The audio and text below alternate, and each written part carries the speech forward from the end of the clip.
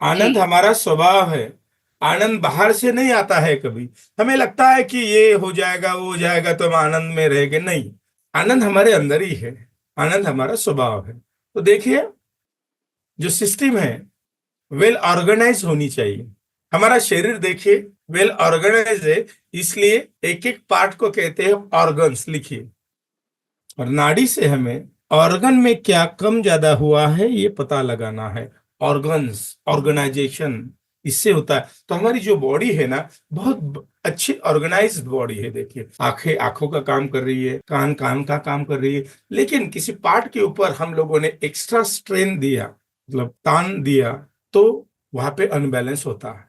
जैसे खा खा खाए हम बहुत सारे, तो पेट पे स्ट्रेस आ जाता है, तो अनबैलेंस होता है।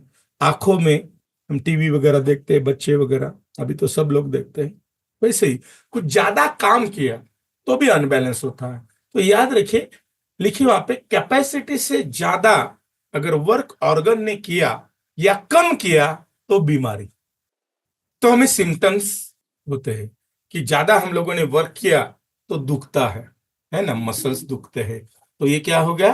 Unbalance symptoms. तो सिम्टम्स को हम लोगों ने बीमारी का नाम दिया है। जैसे टेम्परेचर बढ़ता है तो सिम्टम्स है ना, लेकिन मूल अलग है कि उसके रूट लेवल पे हमें नाड़ी पहुंचाएगी। ठीक है, तो ये प्राइमरी स्टेज है।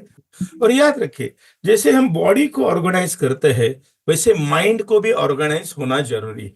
ओके, लेकिन हम डिस्टर्ब क्यों होते हैं? हम फिजिकली ज्यादा डिस्टर्ब नहीं होते हैं, हम मेंटली डिस्टर्ब होते हैं, उसका इम्पैक्ट फिजिकली होता है और हम बीमार पड़ते हैं। तो ये माइंड को डिस्टर्ब कौन करता है, कोई बता सकता है?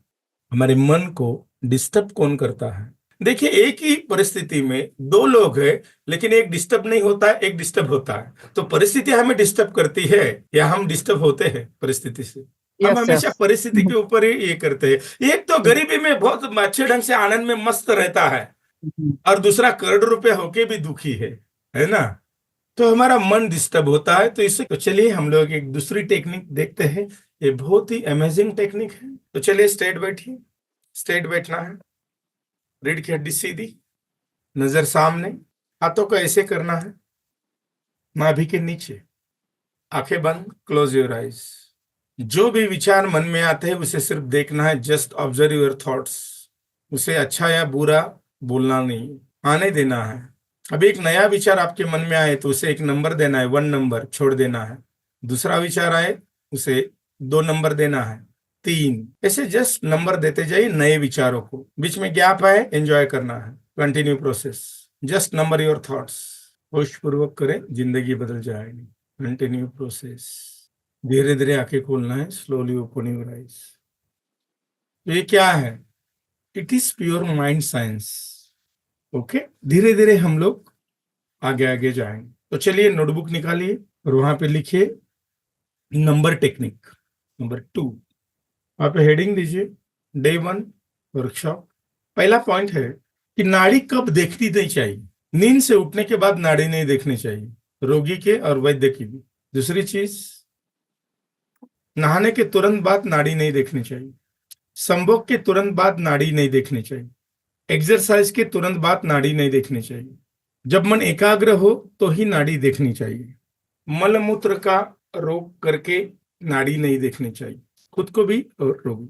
भोजन के तुरंत बाद नाड़ी नहीं देखनी चाहिए। 1 घंटे का गैप होना जरूरी है, आधा 1 घंटे का गैप। बिना अवडंबर नाड़ी देखना है। मतलब हम जब सीखते हैं नाड़ी देखना तो हमें अहंकार आता है, मैं इसकी नाड़ी देखता हूँ, मैं तेरी नाड़ी देखता हूँ, मैं ही हूँ। तो अवडंबर नहीं करना है, जस्ट सिंपल। जिसकी हम नाड़ी देखते हैं वो कौन है? तो दीन नारायण की नाड़ी देखते हैं। वो भी नारायण है, वो भी ईश्वर है, हमारे जैसा ही है। तो लेकिन अभी दीन है, उसकी सिचुएशन क्या है? दीन है थोड़ा सा।